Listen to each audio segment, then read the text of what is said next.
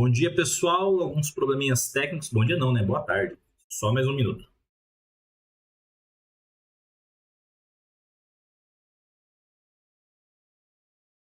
Lá, conectando. Acho que agora foi. Agora sim. Então, seja muito bem-vindo, seja muito bem-vindo. Atrasamos aí 2 minutinhos. A internet deu uma oscilada, tive que configurar o software aqui novamente. Mas vamos lá, deixa eu pegar aqui um marca-texto.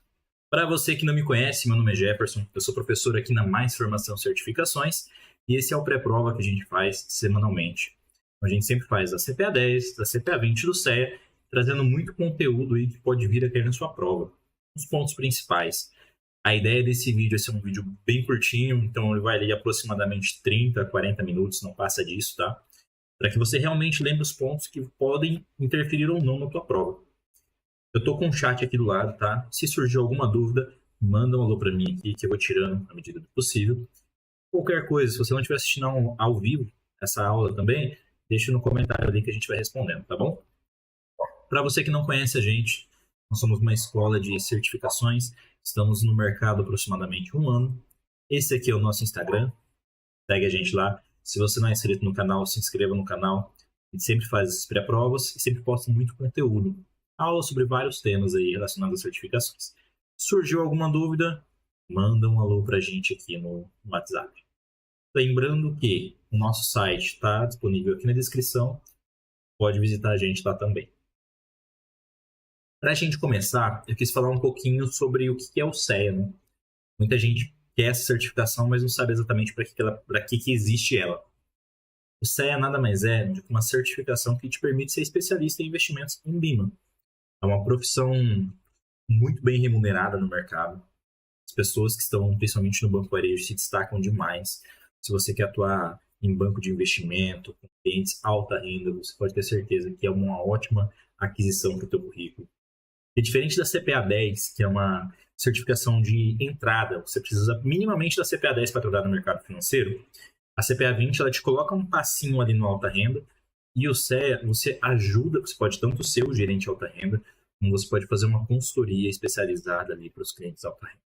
Entendeu? Você pode ter uma carteira, você pode estar falando direto com o gerente de conta. Hoje, para se inscrever, você vai direto lá no site da Ambima, faz a sua inscrição com uma taxa de R$520. Você pode estar fazendo parcelado, no boleto, no Pix, e faz o agendamento da prova. Antigamente, na época que eu fiz, você só conseguia fazer o CEA em capitais. Hoje já está aberto em muito mais cidades. Tanto que a gente tem um pouco mais de 36 mil pessoas com CEA. Isso num salto de 2 anos foi de quase 30 mil pessoas. Então, assim, a régua está subindo, vale a pena investir em você. E para ser aprovado? A prova é realizada de maneira muito similar à CPA 10 e CPA 20. Então, é um ambiente eletrônico. Você vai lá na escola, na instituição credenciada da Ambima, entra no computador com seu login, com a sua senha. Essa prova ela tem uma duração de 3 horas e meia. Já é uma prova um pouco mais extensa, de 70 questões, e você precisa acertar no mínimo 70%. Então, menos de 70%, esquece. Ah, mas tempo, a prova pode ter alguma errada lá depois, alguém ir atrás de algum recurso? Pode, nunca vi acontecer, tá? Normalmente o resultado que sai ali já é o resultado oficial. E qual que é a diferença dessa prova para as outras provas da CPA 10 e CPA 20, as outras provas da Ambima? Nessa daqui você vai precisar usar essa pessoinha aqui, HP12C. Poxa, Jefferson, mas eu não sei usar HP12C, e agora? Não tem problema. Você se dedicar ali, eu falo de 30, 60 dias com muito foco, você consegue tanto o HP12C quanto está preparado para tirar o CEA, tá? Gente, esse microfone às vezes eu falo meio longe, ó, o áudio some, tá? Qualquer coisa vocês vão falando aí para mim que eu volto a falar aqui pertinho. E para a gente começar, vai ter um negócio bacana aqui. Vou deixar uma meta de likes aqui. Essa inscrição, esse QR Code aqui, ele vai para uma planilha. Se você estiver assistindo offline depois, não tem problema, você pode preencher lá. Mas se o vídeo bater ao vivo hoje 50 likes, a meta audaciosa pra caramba, a gente faz o sorteio aí de 3 bolsas do CEA. Interessante, né? Se não bater, tentamos novamente na próxima semana, beleza? Vou dar um tempinho aqui. Acho que já deu para ver o QR Code, né? Então vamos começar. Questão 10.000. Responsável pela autorregulação do mercado de fundos de investimento. Quando a gente fala de autorregulação, a gente está falando de quem mesmo? Anbima. Exatamente. Essa daqui está na ponta da tua língua, tenho certeza, se você já está estudando para o CE ou para as outras certificações. Tem que estar muito claro que a Anbima é uma entidade autorreguladora. Ela não cria lei, ela autorregula o mercado e os seus associados, pessoas que aderem ali ao código Anbima. Mas eu trouxe essa daqui para a gente falar desses outros 3 carinhas também. Quem que é a CVM? A CVM é a Comissão de Valores Mobiliários. Ela cuida de tudo que for relacionado a valores mobiliários. Na estrutura que a gente tem a CVM, o Bacen e o CMM, está mais ou menos assim. Ó. CM. Mais ou menos não, né? Tá assim. Aí a gente tem o Bacen e a gente tem a CVM. Poxa, professor, mas o que eu preciso saber para a prova? Você precisa saber que a Anbima é uma entidade autorreguladora, os códigos dela, de preferência, é sempre bom dar uma lida. A CVM é um órgão fiscalizador e executor, então ele fiscaliza e executa. O CMN, que é o Conselho Monetário Nacional, ele é um conselho, ele cria leis, ele dá conselho, ele regula o mercado, ele não fiscaliza, ele não é um órgão executor. Normalmente sempre cai alguma coisinha assim, tá? Não de maneira tão simples, mas em perguntas um pouquinho mais estruturadas. E o Bacen, como a gente sabe, é o banco dos bancos. Então, enquanto a CVM vai cuidar de valores imobiliários, o Bacen ele vai cuidar dos bancos, cooperativas e instituições financeiras. A nossa próxima pergunta. Questão 10.001. Compete à CVM fiscalizar bancos comerciais de investimento, fiscalizar os planos de seguro previdência complementar aberta, estimular o mercado de valores mobiliários ou executar a política monetária. E aí, o que a CVM faz? A gente já viu ali atrás que a CVM ela cuida de valores mobiliários. Então tá próximo ali, tá bem claro ali pra gente ver, né? Perdão. Deixa eu ver aqui. Ixi, 0 like. Acho que hoje não vai ter sorteio não, hein? Fiscalizar... Deixa eu dar a resposta aqui, né? Que a gente já viu.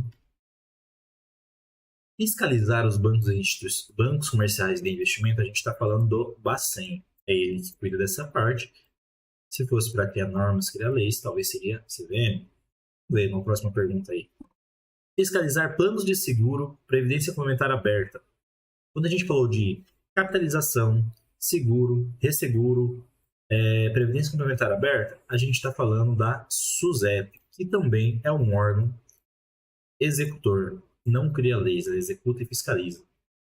Estimular o mercado de valores imobiliários, estamos falando da CVM. Executar a política monetária. Quem que define a política monetária? Conselho Monetário Nacional. Quem que vai executar? Vai ser o Bacen também. Bem tranquilinha essa daqui. Questão 10.002.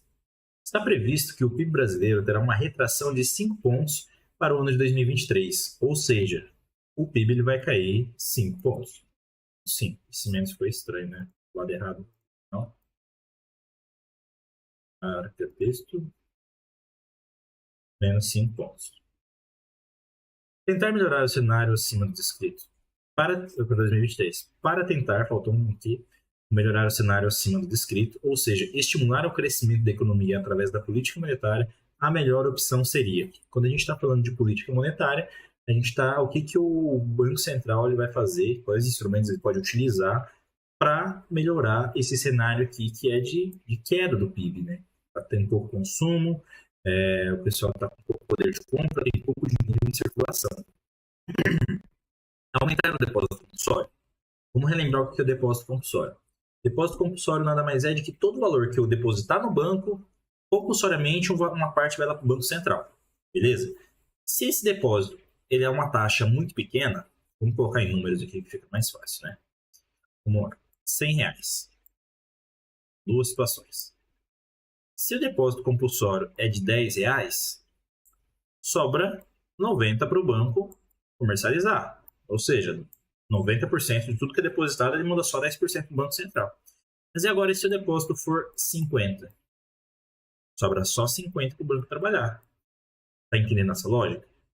Jefferson, como que isso vai afetar? Se o banco ele tem pouco dinheiro para trabalhar, ele vai ter menos dinheiro em circulação. Se tem menos dinheiro em circulação, tem menos consumo. Se tem menos consumo, o PIB tende a baixar. Porque o PIB é o quê? Consumo, é o investimento, é os gastos do governo, exportação e desimportação. Logo, aumentar o depósito compulsório não faz sentido. Porque quanto maior for a taxa do depósito compulsório, quanto mais dinheiro compulsoriamente o banco tiver que mandar para o Banco Central, menos ele vai ter para trabalhar. Então essa daqui está errada por causa disso. Se fosse ao contrário, o PIB está crescendo muito, o pessoal quer retrair um pouco, aumentar o depósito compulsório faria sentido. Aumentar a taxa de juros? Vamos pegar o nosso cenário atual aí. Semana passada saiu a taxa Selic. Então a taxa hoje está em 12,25. 12,25. Se jogar essa taxa para 15%, vai ficar melhor, mais fácil ou mais difícil para conseguir crédito? Bem mais difícil, né? E a taxa Selic é a nossa taxa básica de juros. Então, ela meio que regula o mercado. Para financiar um carro ou uma casa, quando a taxa Selic estava lá 2%, você pegava, por exemplo, o financiamento de uma casa a 4%. Bem barato, né? A gente coloca 4% ao ano, baratíssimo. Hoje, com uma taxa Selic de 12,25%, você vai financiar uma casa, você paga em torno aí de 9%, 10%. Então, ele fica muito mais caro. Por quê? Quanto maior a taxa de juros básica da economia, maior tende a ser o desestímulo à compra, a consumo. Porque o custo do dinheiro ele fica muito caro. Então, você financia menos, o banco ele te empresta menos, ou o que ele vai emprestar vai ser uma taxa de juros muito alta. Ah, mas por que ele não empresta uma taxa mais baixa? Porque se o governo paga já 12%, está pagando 12%, por que ele vai emprestar para o Jefferson e vai ter que pagar, sei lá, vai conseguir pagar no máximo 8%? E ainda tem o risco de inadimplência. Então, compensa muito mais para o banco emprestar para o governo a uma taxa alta e segura do que emprestar no mercado. Então, para ele emprestar no mercado, ele vai pagar tipo 12% mais 4%, é o spread de risco dele. Aí sim compensa emprestar no mercado. Só que 12% mais 4%, pouco mais de 16% já não compensa tanto para mim pegar emprestado, porque está muito alto esses juros. Então, aumentar a taxa de juros também não faria sentido. Diminuir os gastos do governo? Diminuir os gastos do governo não faz sentido, porque quanto maior for o gasto do governo, mais consumo vai ter. Mas aqui ele também está falando aqui está errado por dois motivos. Um, porque é diminuir, se fosse aumentar, faria sentido, mas faria sentido se fosse uma política fiscal, tá? Isso aqui não é monetário. E a nossa resposta certa vai ser em realizar a compra de títulos através de open market. Por quê? O Banco Central ele pode ejetar dinheiro nos bancos ou tirar dinheiro nos bancos. Como? Um dos mecanismos pode ser o depósito compulsório, tem a taxa de juros, tem a venda ao open market. Como é que ela funciona aqui? Deixa eu apagar isso aqui tudo para a gente desenhar. Ó, a venda open market, eita, marca texto. Então, assim, o banco ele tem uma quantidade, isso aqui são papéis, tá? Finge que são papéis de títulos públicos lá. E o Bacen, ele pode entrar comprando esses títulos ou obrigando o banco a vender. Mas por que isso? Aqui é o banco. Se ele obrigar o banco a vender os títulos, o Bacen vai fazendo a compra, obrigando o banco a vender, ele está jogando mais dinheiro para o banco. Logo, o banco consegue trabalhar com muito mais pessoas, consegue atender muito mais, consegue emprestar muito dinheiro. Ele está com muito dinheiro ali, então ele empresta. Agora, se for o contrário, o Bacen entra vendendo obrigatoriamente os títulos públicos para o banco. E o banco é obrigado a comprar. Nesse caso, o Bacen está tirando esses valores do banco, esse dinheiro, manda em espécie, e trazendo para o Banco Central. Logo, o banco ele fica sem tanto dinheiro para poder emprestar. Dando para entender? A dúvida manda no chat. Lembrando que se o banco ele tem pouco valor para emprestar, ele empresta menos e cobra uma taxa de juros muito maior. Se ele tem muito dinheiro, ele tem que emprestar mais. Não faz sentido para ele manter tanto caixa. Entendeu? Porque se o Bacen realizar a compra de títulos via open market, mercado aberto, ele vai jogar mais dinheiro na economia. Mais dinheiro na economia, mais consumo, mais empréstimos, mais pessoas gastando, o PIB tende a crescer. Tá? Não é tão simples quanto a gente falando aqui, mas para você saber para a sua prova, tem que ter isso muito claro, tá? Questão 10.003. Chegamos a uma perguntinha que a gente vai usar. Deixa eu pegar ela aqui. A HP. Deixa eu ver. Aqui. Não fiquei na frente. José está financiando um imóvel no valor de 500 mil. Vamos anotando essas informações aqui. 500 mil. 1, 2, 3.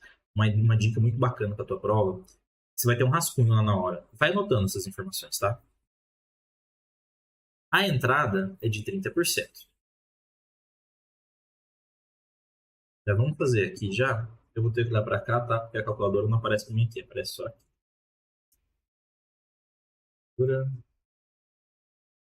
Aqui. Vamos pegar aqui 500 mil. Enter. 30%. Opa. 500 mil. 30%. Tá fácil, né? De cabeça aqui. Não pensei. Pagar esses dois. E vamos manter aqui os 350.